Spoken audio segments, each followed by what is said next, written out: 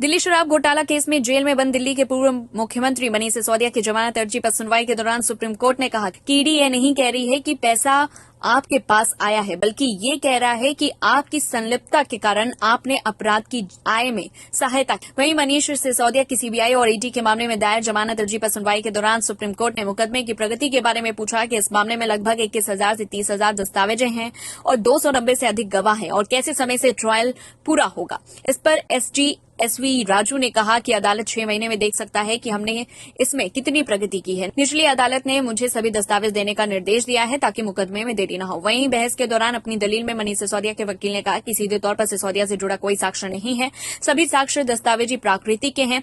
और सिसोदिया के वकील अभिषेक मनु सिंघवी ने कहा कि सिसोदिया को सलाखों के पीछे रखने की कोई जरूरत नहीं है, उनके भागने कोई खतरा नहीं है। सिसोदिया के वकील ने कहा कि ईडी का यह कहना गलत है कि नई शराब नीति के कारण कीमती बढ़ी, जबकि पॉलिसी के बाद ग्राहकों को मिलने वाली कीमत भी कम हुई। सुप्रीम कोर्ट में मनीष सिसोदिया के वकील ने कहा कि ईडी का आरोप यह है कि नई शराब नीति ही धोखा देने के लिए बनाई गई, जबकि नई नीति समितियों द्वारा विचार विमर्श के बाद पारदर्शी तरीके से बनाई गई और तत्कालीन एलजी ने इसकी मंजूरी दी थी। उन्होंने आगे कहा कि इंडो स्पिरिट्स को लेकर यह आरोप है कि याचिकाकर्ताओं ने इंडो स्पिरिट्स को लाइसेंस देने के लिए उत्पाद शुल्क अधिकारियों पर दबाव डाला, जबकि इस आरोप को लेकर जांच एजेंसी के पास सबूत नहीं है और फाइल से पता चलता है कि उन्होंने नियम के अनुसार काम करने का निर्देश दिया।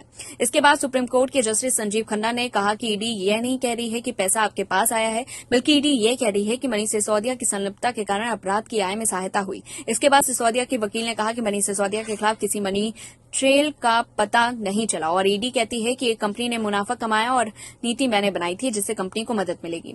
सिसोदिया के वकील सिंघवी ने आगे कहा कि सीबीआई केस में कोई आरोप नहीं है, अगर कोई अपराध नहीं है तो ईडी वहां नहीं आ सकती। जांच एजेंसी कहती है कि चूंकि मेरी नीति ने कंपनी को मुनाफा कमाने में सक्षम बनाया, इसलिए मैं इसमें शामिल हूं, जबकि जांच एजेंसी को मुझे या मेरे परिवार के सदस्यों को कोई पैसा दिया जाना नहीं पाया।